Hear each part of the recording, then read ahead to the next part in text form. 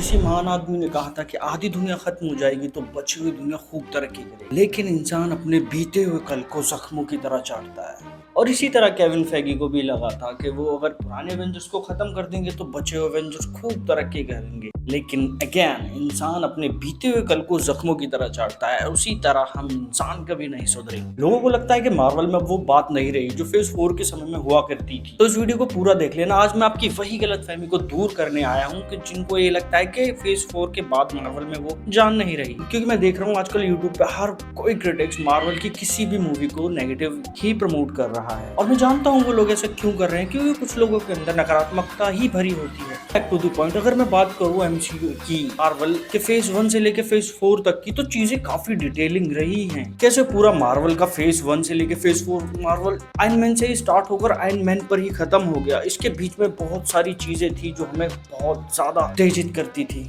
अगर हम एक नजर ध्यान से डालें तो उस समय भी काफी ज्यादा एवरेज मूवीज आई थी, just like captain Marvel, but इस मूवी ने बिलियंस ऑफ डॉलर का प्रॉफिट कमाया था। क्योंकि उस वक्त तुम्हें अंधा प्यार था मार्वल के साथ। तुम नहीं देख रहे थे कि कौन सी मूवी कैसी है, बस तुम ये देख रहे थे कि ये मूवी मार्वल की। अब ऐसा क्या हो गया जो तुम हर मूवी को ऐसे नेगेटिवली क्रिटिसाइज करने लग रहे हो? असल बात पता है क्या है? क्या है मार्वल के डूबते हुए करियर का राज? क्यों मार्वल तुम्हें वो डोपामिन के साथ हिट नहीं कर पा रहा वो जिससे किया करता था? रीजन हो तुम, क्योंकि तुम ये मानने को बिल्कुल भी तैयार नहीं हो कि टोनी स्टार्क दुनिया को बचाने के चक्कर में अपनी जान दे चुका है। तुम ये मानने को तैयार नहीं हो कि नताशा ने आत्मा मणि पाने के चक्कर में अपनी जान दे दी है। तुम लोग ये मानने को बिल्कुल भी तैयार नहीं हो कि हल्क पहले की तरह खुकार नहीं है, वो एक प्रोफेसर हल्क बन चुका है। और तुम ये भी मानने को तैयार नहीं हो कि कैप्टन अमेरिका ने अपनी जिंदगी बड़े ही प्यार और सुख शांति से पैगी के साथ बिता ली है। और सच में तुम्हारी गांड इस बात से ज्यादा जलती है कि कैप्टन अमेरिका ने अपनी शील्ड बकी बार्न्स को क्यों नहीं दी इंस्टेड ऑफ सैम विल्सन। खैर, इस बात का तो मुझे भी अफसोस है। तुम आज भी इस उम्मीद में मार्वल की मूवीज देखते हो कि तुम्हें कहीं ना कहीं कोई छोटा सा कैमियो देखने को मिल जाए,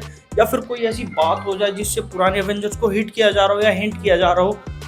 बस तुम यही चाहते हो कि वो जिंदगी हमेशा के लिए तुम्हारे साथ रहे जो तुमने कभी जी है। अगर इसमें तुम्हारी कोई गलती नहीं है। अगर ह्यूमन साइकोलॉजी को देखें तो ये बहुत ही नेचुरल है। इसमें भी हमें 5 स्टेज ऑफ ग्रीफ दिखते हैं, जो कि कुछ ऐसे हैं जिसमें पहले चरण पर है इनकार यानी डिनायल। इस चरण में व्यक्ति नुकसान को स्वीकार करने से इनकार करता है कि वह उसे वास्तविकता नहीं मानता और उसे नकारने की कोशिश करता है। जब इनकार असफल हो जाता है तो व्यक्ति गुस्से की भावना महसूस करता है। यह गुस्सा खुद के प्रति, दूसरे लोगों के प्रति, या यहाँ तक कि उस नुकसान के प्रति भी हो सकता है। और तीसरा है सौदेबाजी यानी बार्गेनिंग। इस चरण में व्यक्ति नुकसान को रोकने के लिए सौदेबाजी करने की कोशिश करता है। वह भगवान या किसी और से प्रार्थना करता है कि वह नुकसान को पलट दे या उसे कम कर दे, जैसे आज हम कर रहे हैं कि कैसे न कैसे करके एमसीयू की पुरानी कास्ट वापस आ जाए। और डिनाइल की बात करी थी मैंने, हम आज भी मानने को तैयार नहीं है जो मैंने अभी पीछे बोला था। और चौथा है अवसाद यानी डिप्रेशन। जब सौदेबाजी भी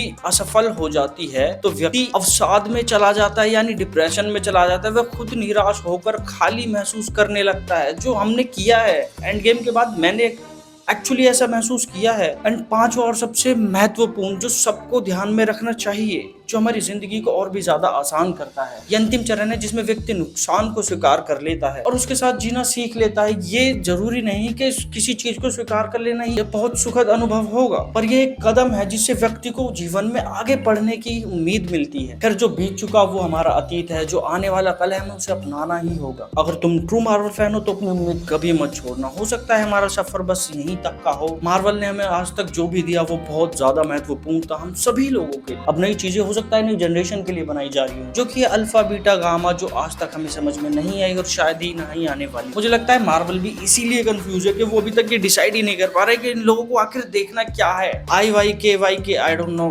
पता नहीं क्या बोलते हैं। मुझे लगता है शायद हमारी दुनिया का भविष्य भी इन गलत हाथों में चला गया है। Alpha beta. So this is the time, let's pass on our legacy to our new generation, जो मैं करना तो नहीं चाहता। आज के लिए वीडियो में ही अगर आपको वीडियो से जरा भी कुछ सीखने को मिला हो तो प्लीज वीडियो को लाइक कर देना। अगर चैनल पर नए हो तो प्लीज चैनल को सब्सक्राइब कर देना और देखते रहना वीगा एक्सप्लेन।